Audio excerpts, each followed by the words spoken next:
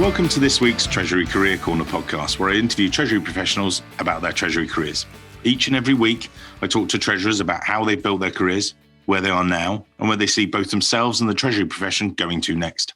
In this week's show, delighted to be joined by George Dessing, the Executive Vice President, Treasury and Risk at Wolters Kluwer. Now, Wolters Kluwer, for you who don't know, is a global leader in information services and solutions for professionals across a wide range of sectors. I'll get George to explain it a bit more. But suffice to say, headquartered in the Netherlands, company serves customers over 180 countries, operations in 40 countries, and employs 18,000 plus people worldwide. Massively successful company. But I'll get George to describe it a bit more, because what I want to do, we'll dive into George's background. Although, as I said, and we joked about before the show, he's in some ways a recruiter's nightmare, because he's been with Wolters Kluwer for many, many years, 23 years, in fact. As repeat business goes, it's not. But actually, we've met at conferences and things like that, but we sort of connected more recently over a Treasury Today article, which talked about people and how you retain people and what's it been like throughout the COVID crisis and things like that. I thought it was so interesting. I reached out to George. We've reconnected, and well, I'm thrilled that he's on today's show. But what we're going to do, 23 years at Wolters Kluwer, obviously doing exactly the same job day after day. No. It's totally different. And we will explore that a little bit as he's grown throughout his role there, some of his views on people and everything else. As always, enough talk from me. George, perhaps take us back to the very dim, distant past and before your first coffee of this morning, and how you originally got started in finance and then discovered the world of Treasury. So over to you, sir. Hey, Mike. Thanks for having me on the show. Pleasure. Yeah, let me give you a snapshot. I was anticipating a little bit this question from yours, and I need to bring you back literally to my first currency trades. That was actually when I was working on my first job, which I was a waiter on the beach, serving people. And I was exchanging Deutschmarks with Dutch guilders. And the good thing about that trade, because I live and I'm still working in the Netherlands, was that I actually was the receiver of the Dutch guilder. But There was a 10% difference between the two. So I was already my own bank in those days, because the Germans were paying me one-on-one against the Deutschmark. So that was a great trade. But Anyway, seriously, I started my career, had my university in Tilburg, then worked for FilmNet, which was a pay television company these days. Had a couple of days worked in a Belgium coordination center. And then actually how it always goes, I was recruited in a pub for Wolters Kluwer more than 20 years ago. After they did their large acquisition on the other side of the ocean, they bought CCH, and they thought that they need some extra support in that treasury function. At that moment, treasury in Wolters Kluwer was around 4 people, relatively decentralized.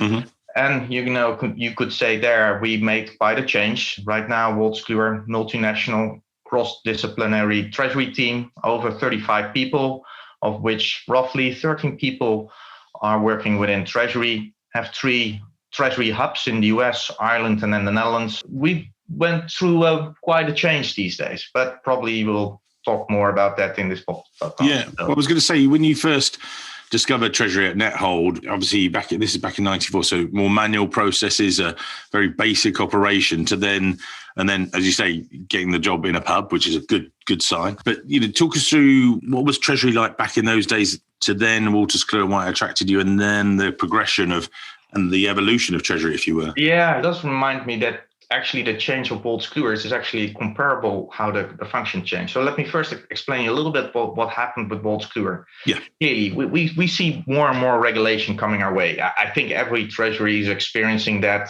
day in, day out. Yeah. And I say that to my team, that's our economic hedge. More rules and regulation, that's good for us. That's good for Wolters Kluwer. That's our business. So that's the hedge that we are dealing with every day. And then secondly, we see a shift in customer needs. Folks want to have better outcomes at lower cost. It's sounding so Dutch, but that's what it is. And then thirdly, we're getting new and new technologies coming our way. Cloud, mobile, open platforms. And that's also relevant for us. So if we bring it back to Treasury, I think over those years when I was first starting with my career, I think if there's one thing that really changed is that the function or the profession became much more mature. It's much more integrated. It's more embedded with different disciplines. And that's what you see. The second piece is that I think liquidity is becoming even more key. Companies don't go bankrupt if they don't make any profit. They don't go bust if they don't have any liquidity. We all experienced in 2008, 2009 financial crisis. So I think we definitely, as the Treasury people, have obtained their board seat on a regular basis. So that's a great thing. And then finally, more digitalized. IT is definitely one of the enablers for every treasurer. I always say Treasury is a nexus of money, but certainly also information. And if you want to keep that manageable, you need to have a good IT landscape around you. And with the growth and development of Treasury, let's just focus in on that if we would. So you joined the group 23 years ago. What was Treasury like then through to now? And the reason I sort of want to sort of explore that is how you now utilize, you talked there about technology, you utilize then the people set up and how it's evolved. So it's more the evolution, as you've seen from that first day, day after the pub meeting, what's it been like? You've progressed, you started originally as assistant treasurer and you progressed your career. And again, people listening are thinking, I'd like to do that. But what steps have you taken personally in that evolution sort of thing?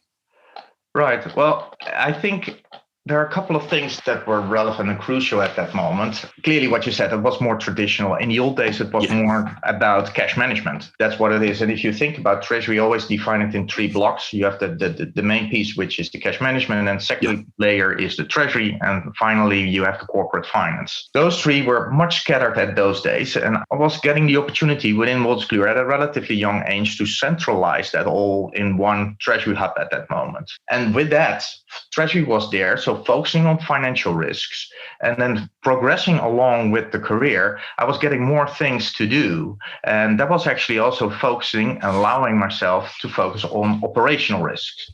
And then at least the next function came along, and that was actually insurance or risk management. So from the financial risk, it became more operational risk. And slowly it also migrated to non-IT business continuity management, which was an extra dimension for my career. And then out of business continuity management, which was focusing on the physical risk of the organization, also real estate came along in the Treasury mix. And for the mindset, we are truly a global company, to your point in the introduction, and we have over plus minus 230 locations worldwide. So you see slowly from financial risk, operational risk, physical risk, and going all the way back to what Treasury actually, in my definition, is nowadays, which is a much more integrated function than the old traditional cash management role that was there in the early days. And can you just for the listeners, as I said earlier in the show, as you said, explain what Wolters Kluwer do, just because then how that impacts on Treasury, because you're a truly global company. But again, some of the people might be going on Wikipedia or checking it out on the web, but maybe from you and how you manage the Treasury for the group. Yeah, right. Well, as you said in the intro, it's a global company. It's a global provider of professional information, software solutions, and services for clinicians, accountants, doctors, tax advisors, bankers. So we help professionals. That's what we do. It's not nice to read. It's need to know information for our customers. Definitely not something for a Sunday afternoon. This is their daily bread and butter. Yeah. We have a couple of blockbuster products like UpToDate for the health space, CCH for the tax advisors, and OneSumX for the financial industry.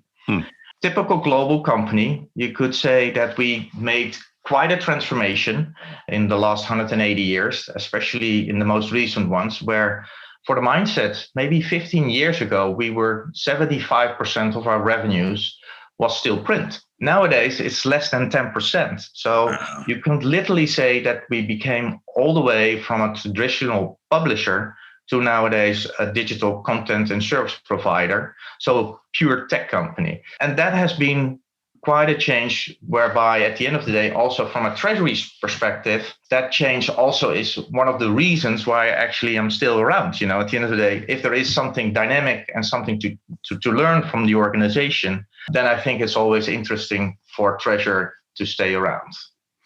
With that transition from traditional print to tech, and it sounds like in some ways it's a different company you're working for now, and which has obviously kept you engaged and everything else. Again, what's the evolution? What has Treasury had to do to evolve with the group? Yeah. Well, the last thing as a treasurer should do is, of course, is sitting in some sort of an ivory tower in the organization and looking how it is progressing.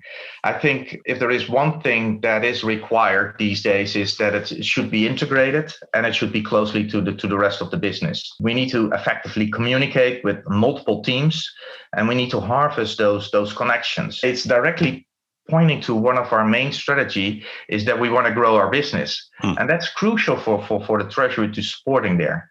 On the liquidity front, simply by providing the daily liquidity, but also in case of certain M&A activity. So I think adding value is the first one that a treasurer should think about. And then secondly is the network role that you have as a treasurer. Sit close to your business. At the end of the day, it's driving the operational agility within the organization, coming from the head office. And the last thing what with yourself or your team needs to do is, you cannot earn it behind your screen. You need to get out, you need to interact, and then you can provide actually the added value to the organization. And Treasury traditionally, as you say, was, certainly when I started in Treasury Recruitment 20 plus years ago, it was very ivory towered. A lot of people were like, oh yeah, if I do this specialist function, I'll get 10% more salary. So they were very focused on that. But over time, it's become much more, as you say, business integrated and helping the teams and things. And we spoke about this before the show briefly, that you've this joined up thinking collaboration. How do you get out to the business? Just like, oh, can I come meet you and things? Or is it driven by business need? How do you do it? The collaboration is driven by the basics that I assume every financial professional is looking for. And at the end of the day, we strive to make the organization safer, more streamlined, and more efficient, drive the operational and financial agility. And I think Treasury can do that in three ways. First of all, we are a certain knowledge center on all kinds of activity that you can expect from the Treasury function, or how we define it in a simple way is we want to be the internal bank for the group. So we are the knowledge center. And with that, we also have an idea how we can save certain costs for the business units. So that's we are an enabler for cost savings. And thirdly, I think we strive to be having a certain alignment between the financial terms and conditions, to have one set of rules, one roadmap that actually within the organization is known. And with that, we become the strategic partner, sitting closely our internal customers, which are the business units are for us, and make it as simple as possible. That's what we try to do. By being more connected, you want to know what the challenges might be for them a little bit ahead before it actually becomes a fire drill. Yeah. That's what we try to do. You're there at the end of the phone to be there to help them straight away. Exactly. Yeah. And we talked again before the show, and I joked there in the intro that as a repeat customer goes, damn you look after your team and they're all very happy and things like that. How do you do that? You've got a team now of 35 across the different disciplines, maybe describe that if you would, but also how do you keep them engaged, throughout this lockdown, throughout working from home and all this weird times? How have you focused on that, and what have you done to keep people? Is it Zoom calls every week with a happy hour, which everyone goes on about, and I think everyone's just bored out their brains with that now? What do you do? Yeah, I think the multiple ways how you can tackle this most volatile time. There's a lot of things that you need to do, and I think we all need to look a little bit in the mirror what actually is happening. But first of all, I must say, in this whole difficult time, everybody should watch out for and make sure that they stay healthy. That's the most important thing in life. So that's what I say to everybody in my team. Coming back to the earlier comment, we are a pure tech company. I can say over 95 of the people that we have globally, roughly the 19,000 folks that we have, are all working from home. So that's what we do. But what I say to my team is maybe a couple of lessons learned. First of all, we need to stay closely connected. Maybe in the old days, we were having bi-weekly meetings that we, for instance, scheduled. We now put the frequency more up, so it's becoming even more important. Yeah. Maybe I need to say to myself to be a little bit more patient these days, take a step back, let it flow, let them flow a little bit. It's sometimes a bit harder for me, but that's an honest for myself. I always say share successes. If we obtain something great, let's talk about it. Let's talk about it among ourselves, but also with others. And take a break. We need to stay energized, do something else, do fun, and share the fun among ourselves. So these are the simple things that we are doing in these days. And you say that sort of, not impatience, that's the wrong way, but you're wanting to progress things and things like that. Is that because when you're talking to people, it's about, different levels and things? Because I was asked on a Treasury panel recently, and they said, everyone's Zoom box is exactly the same size. So it means it gives equal space and time for a Treasury analyst to speak to their treasurer. And I said, and they said, that's a big new thing. I said, it's not a new thing. In treasurers, doors are always open. It's just, do you go and ask them the question about, do I do this FX deal? Well, no, actually, you don't need to go to the treasurer. You go to your treasury manager. It's different now, yes, because you're trapped in your homes, you have to work in a different way. And you're perhaps, you could ask your treasurer, but actually it's probably better use of your time and learning to ask your treasury manager. So it's sort of the lines of communication have not become blurred, but a bit mixed. Have you found that yourself, or, how have you managed that? Because again, this is what treasurers out there are, listening to the show, hopefully, and facing the same. Or how have you organized it, sort of thing? It's an interesting question that you're asking me. I still believe that Treasury is it's working like a nexus, and I always I don't like so much the hierarchy and the layered way how to work. It's a purely team play. So I'm more working in the fact that I hate ghostwriting. So whenever somebody brings a certain idea, we always take them along all the way up. That's the philosophy of the organization. So we are not so much layered. I still hope that despite the current crisis, people still reaching out to me, because at the end of the day, that information, that's the key to everything. Information is not rumor or guesses. It still needs to have the right analysis behind it. But then for every good idea, they can pick up the phone and give me a call, because that's what Treasury is about. It's about the forward-looking thinking. Yes, maybe we are wrong, as always, but we need to do this on a calculated way. And if we are wrong one time, we need to learn from it and do differently the next time. But I think overall, I have a relatively flat organization. And that's also the experience within Wolters Kluwer that I got. We are a relatively small, lean and mean head office. That's the philosophy of the organization. Yeah, keep it like that. And when we talk about the organization, again, we spoke before the show about you're a multinational group. You've got lots of different, people in the team and things like that. And again, this came out in the article about networkers and different things. Perhaps you can describe, rather than me take some of the stuff you've talked about. George, you referred to it before about what the blend of the team you feel that you have to have. And I wanted to deep dive in some of those because, again, either you're a team member that needs to think about some of these things, or you're at your position and this is, think about recruiting. Actually, I need a blended approach. I heard George the other day talk about this. I need one of those. Can you explain, your team members and what you look for?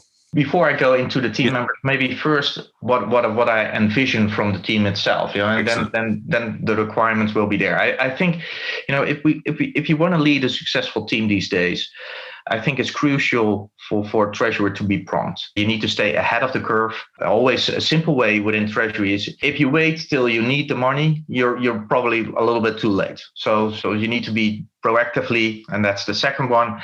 You need to get out. You need to interact with your internal disciplines like investor relations, communications, tax, auditors. These are the folks that you need to have, but also externally, we need to speak to your firms. We need to speak to, the networks that you have, the Treasury networks, for instance, in the Netherlands, the Dutch Association of Corporate Treasurers, or other corporates. That's how you get your new ideas. Thirdly is you need to be the team player. We already spoke about it. If you want to be a good team player, you also need to communicate. And then also be open-minded. If you only think it from a Treasury perspective, you're probably too narrow-sighted. You need to open yourself up to other ideas, because there is a difference of being right and getting right. That's crucial in this whole philosophy. And then finally, and we were already chatting about this in the beginning. I think you always need to do this with a certain smile on your face. And we're spending so much time with work or work related. So having a bit of passion to do this, would help and keep you going. And that actually boils down to the characteristics, what we are looking for. We're looking for networkers, we're looking for critical thinkers, and we're looking for team players, people who can communicate, are stakeholder sensitive, are result driven, and to a certain extent also streetwise. I always looking for people who actually can say no to certain things. And no, I don't understand, because that's the crucial. The last thing that you want is only having people who are nodding their face, say yeah, but at the end of the day have no clue what they say yes or understand the situation. So they fall over. Some sort of criticality among what you do. That's the kind of people that I'm looking for. Fantastic way to build teams and things. I think people, again, are you assessing that when you're bringing them into the team? Are you, do you pre-assess and say, actually, we need someone stronger in this area, or how do you measure that, or do you pre-measure that, or what do you do? Yeah, well, we try. I have the luxury to build a team. Not every treasury team can build different individuals. At the end of the day, you need a certain capability, and if you are in small teams, you have less opportunity for that.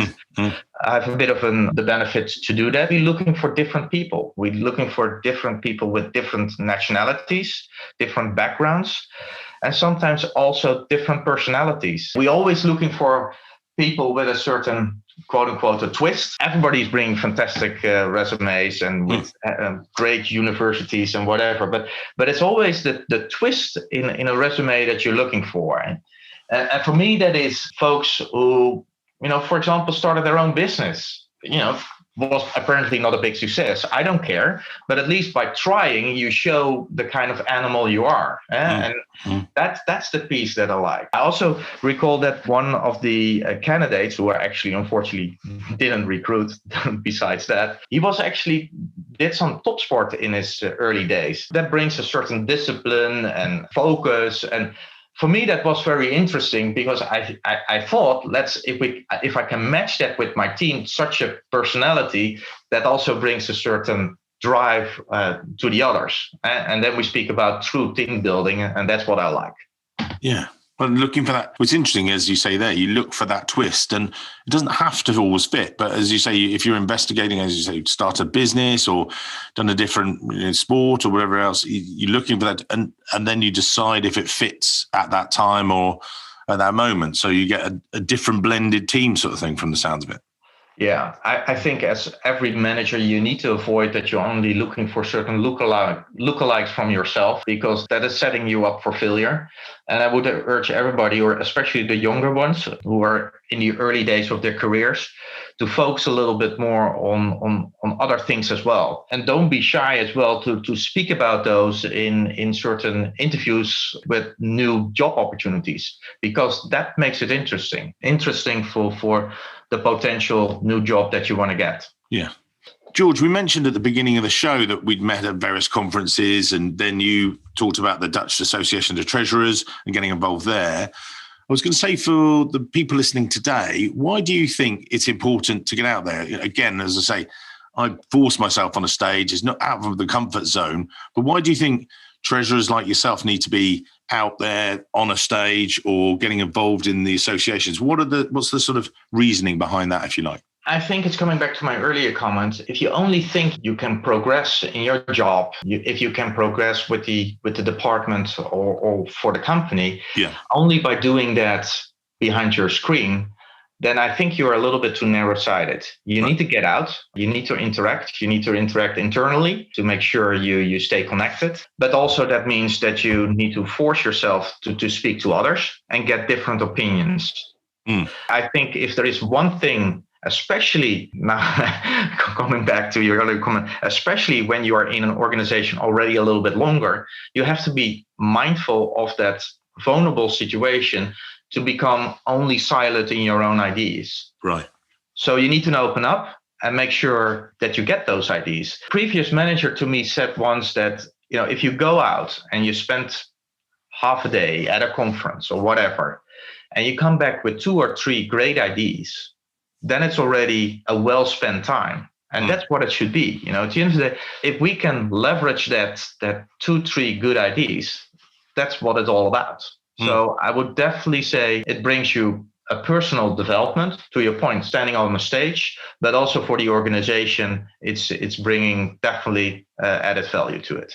And just, we're not quite at the end of the show, and we'll do the LinkedIn wrap up shortly. But what I was going to ask you, because you're out on these stages, you're looking at future treasury, you're seeing other treasurers talking about it, and different ones are programming robotics online, on live on stage, and this is a big thing. When you're looking at the future of treasury, what's coming at you? Again, many shows I've talked about the CFO seems to use their treasurer a little bit as the scout and pushing them forward and looking at the future of treasury. And we've heard about blockchain, we've heard about different things. What are you seeing? What's coming at you? What initiatives are you thinking, right, we need to be embracing that, or actually that's not going to be a big thing in the future? What are you thinking?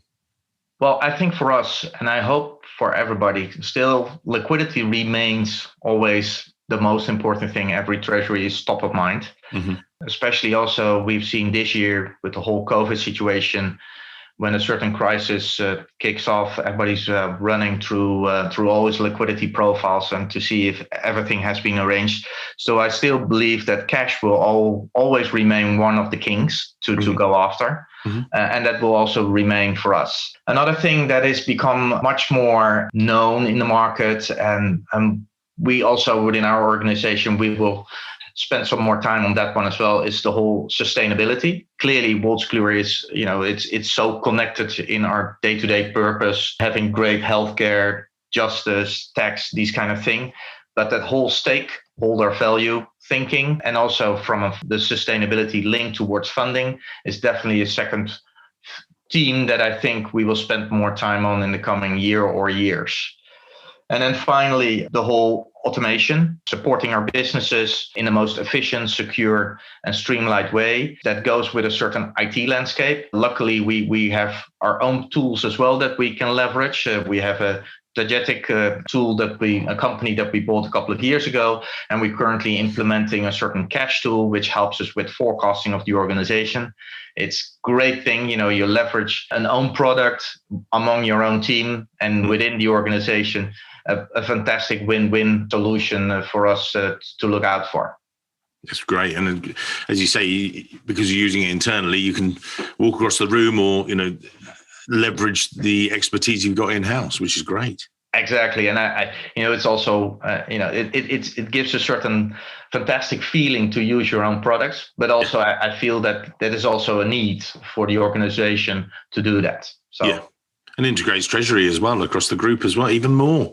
Damn it, exactly. Doing a great job. As I said before, we will put your LinkedIn profile in the show notes. So if you feel that people want to connect and it's worthwhile having them in your circle of treasury connections, you can connect or not connect as you want. But again, we spoke at the beginning of the show and before this, trying to give some tips to people that, again, they look at you and they say, hang on, George has been there 23 years, and they'll see the progression and some of the things you've done. But what pieces of advice would you give to those listening today? And they might be at the juniors, start their careers, mid-career, or perhaps treasurers, similar level to yourself. What pieces of advice, tidbits would you give to those guys out there? It reminds me actually on the tip that I was getting from my dad. I don't know if that's an awkward thing to give as an example, but anyway, here he goes. Sorry. Go for it. My dad always said to me that whatever you do, it doesn't really matter, but as long as you do it well or stay on top of it. So make sure you're good at it. That was his philosophy. Right. I think that, for me, that is treasury, that is managing treasury, the risk management, as well as the real estate these days. That's what I like. And that's what I feel where I try to be good at it. And there are a couple of things that we talked about in the show that are crucial to stay good at it. And that's, of course, first of all, stay connected. And I cannot say that often enough. You need to get out and take a broad view. At the end of the day, treasury is more than the traditional cash management. It's more about different disciplines, different functions, and maybe even rotating in and out in jobs. So if you can learn more from others, go for it. That's what Treasury is. It's purely the holistic view among the function that makes you a better treasurer. And that's you. That's you done. I mean, some great advice there for today's show. As I say, we'll put George's details in the show notes. Connect if you want. It was lovely. I mean, for exactly as we said earlier, 23 years throughout the company. I think it's admirable. You know, we joke around that, you know, we could do with a bit more turnover because my kids do need shoes and things like that. But I think you're doing a fantastic job there, George, and keep up the good work. And people can see you on a Eurofinance stage or, you know, a stage in the Netherlands, wherever it might be, quite often. And I look forward to the next time when we're allowed out of our houses and things to see each other. So it'd be great to see you. So thanks very much for your time today, sir. Thank you, Mike. Thanks for having me. It was a great pleasure. And, you know, what I say to everybody, you know where to find me. I love to interact with new people. So to your point, the LinkedIn details are there. Great stuff. Thanks very much, sir. Thank you, Mike.